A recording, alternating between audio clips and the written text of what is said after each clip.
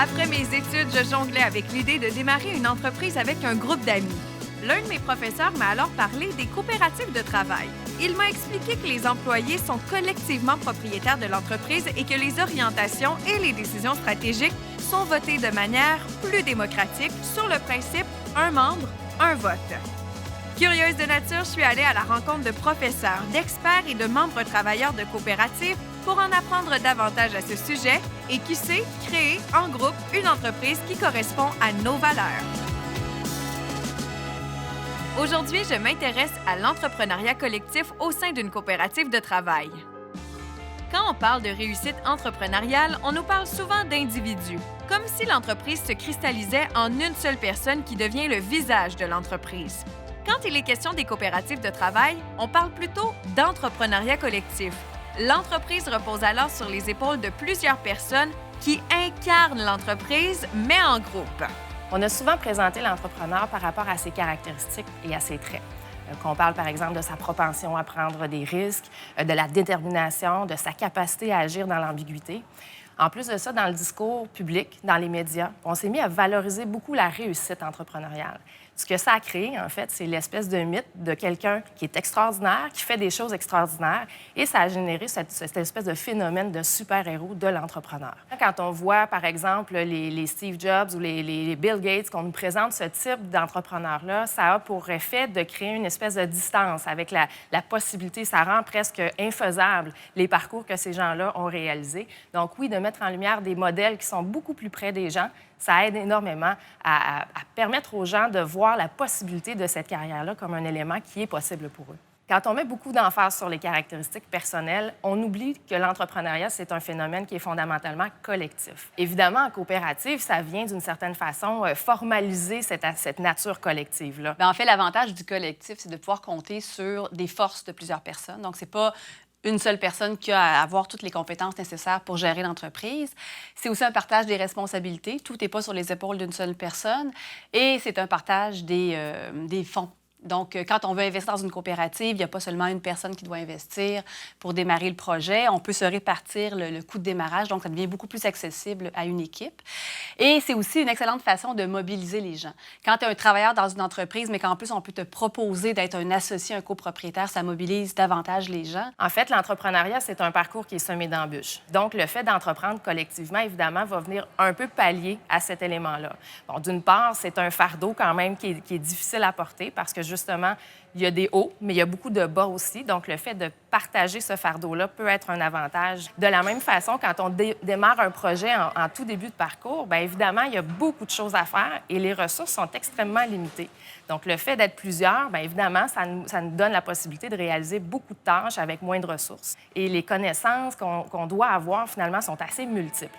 Bien évidemment, quand on est seul, c'est pas évident de maîtriser l'ensemble de ces compétences ou de ces connaissances-là qui sont nécessaires au projet. De nombreux membres de coopératives de travail m'ont cité ces différents arguments comme faisant partie des éléments principaux qui les ont poussés à choisir ce modèle d'affaires.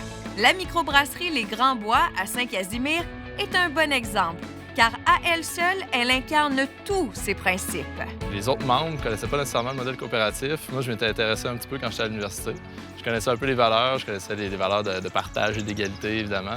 On trouvait que c'était un modèle qui nous ressemblait, autant au niveau de la relation d'affaires, au niveau de la simplification, aussi de la mise sur pied d'une entreprise. Ça nous a aidés pour plein de choses, les aides au démarrage, les aides financières. Ça nous a aidés aussi à nous structurer avec la CDR qui nous ont établi nos règlements généraux. En tout cas, on s'est rendu compte que pour partir d'une première entreprise, c'était peut-être le bon modèle d'affaires qu'on avait choisi.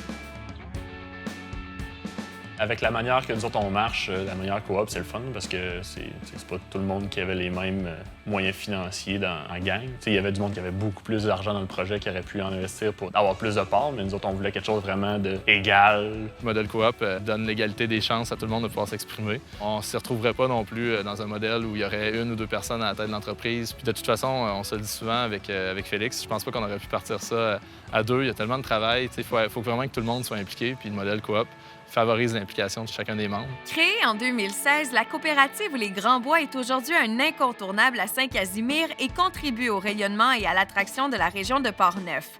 Des réussites collectives comme celle-ci me font poser une question fondamentale. Qu'est-ce que ça prend pour qu'un projet créé en groupe soit viable à long terme? Peu importe le type d'entreprise, c'est sûr, ça prend des qualités entrepreneuriales. L'avantage de la coopérative, c'est qu'on ne s'attend pas à ce que nécessairement 100 de l'équipe soit entrepreneur ou soit gestionnaire, mais il faut que dans l'équipe, il y ait quand même ces composantes-là. Mais au-delà de ça qui est commun à toutes les entreprises, je dirais que ça prend le goût du collectif. Il faut avoir ce goût-là de travailler et de prendre des décisions ensemble. Moi, je dis souvent, il faut avoir la conviction qu'une décision qui est prise en collectif va être plus riche qu'une décision qu'on prend seule. Ensuite de ça, je pense que ça prend de l'empathie.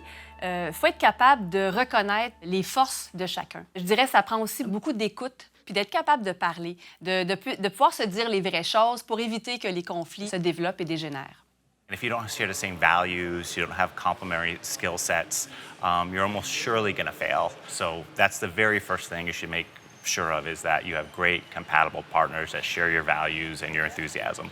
I think something that's really important sometimes is patience, because it might take working at a company or working for an organization before you actually do your own project, so you can meet these people, so you can see how they work, so you can be assured that they share your values. That is absolutely the most important decision you're going to make. So just like a love in your life, take the time to make sure they're the right one.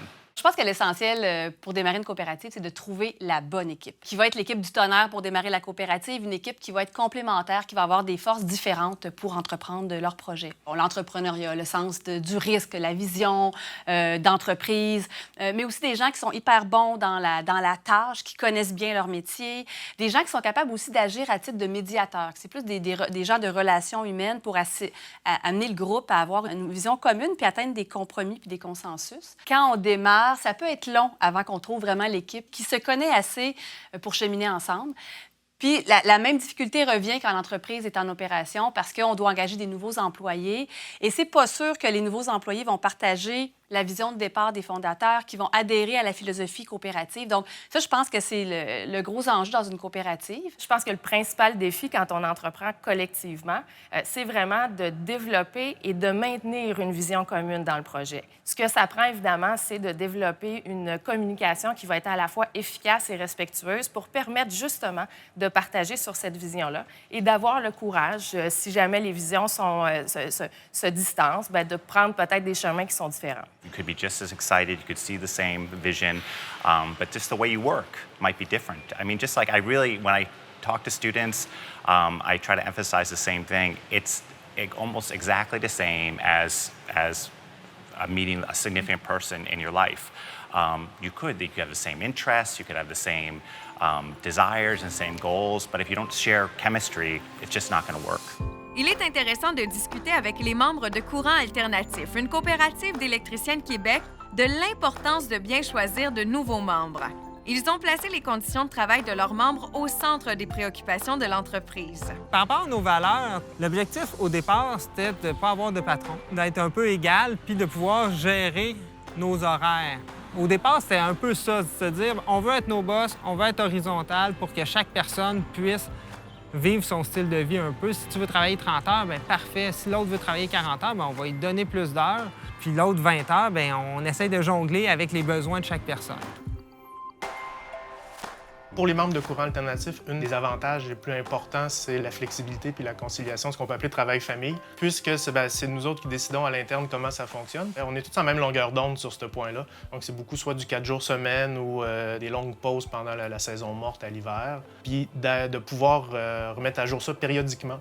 Donc, dans nos réunions d'équipe, on peut décider si, disons, quelqu'un, ben là, j'aurais besoin de travailler plus à temps plein, donnez-moi de la job, il n'y a pas de problème. Ça peut être aussi de refuser le temps supplémentaire, sans conséquence, de ne pas travailler la fin de semaine. Puis le fait d'être en coopérative, bien, ça nous protège parce que c'est nous autres qui décident. Je dirais que le plus gros défi, c'est le recrutement de main-d'œuvre compatible. Compétente, ça, il n'y a pas de problème. Des électriciens compétents, il y en a quand même suffisamment à Québec. Le problème, c'est d'avoir des gens qui partagent vraiment notre valeur puis notre mode de fonctionnement, qui est beaucoup horizontal, délégation basée sur l'autonomie, la prise de décision en groupe, et qui acceptent aussi le mode de fonctionnement, disons, plus relax, si on peut dire, de la coopérative. Comme je disais, le 4 jours semaine, concession travail-famille. Il y en a qui cherchent au contraire à faire du temps supplémentaire, des semaines de 50 heures, 60 heures pour ramasser le plus d'argent possible pour partir en vacances, des trucs comme ça. Bien, c'est pas chez nous qu'ils vont trouver ça. Si on engage des gens qui cherchent ça, bien, ils sont malheureux.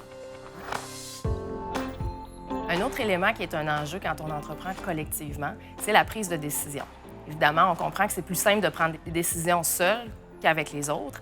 Donc, encore une fois, il faut établir des espèces d'espaces d'échange et des mécanismes qu'on peut appeler de gouvernance pour créer des endroits et des zones pour prendre ces décisions-là de façon collective et de façon respectueuse avec une communication qui est adéquate.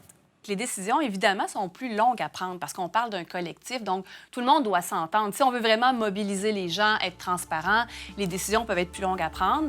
Par contre, l'avantage, c'est qu'elles sont endossées par le groupe à ce moment-là.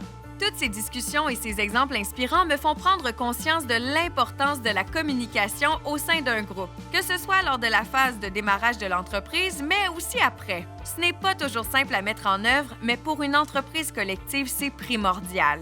Je pense que les coopératives de travail sont le reflet de l'évolution de notre société. Aujourd'hui, les entreprises ont de plus en plus tendance à placer l'humain au cœur des considérations et à impliquer leurs salariés dans les prises de décision. C'est cette recherche de démocratie et d'égalité qui est le fondement même d'une coopérative de travail. Au fur et à mesure de mes discussions, j'ai découvert qu'il existe des coopératives de travail de toute taille et dans tous les secteurs d'activité.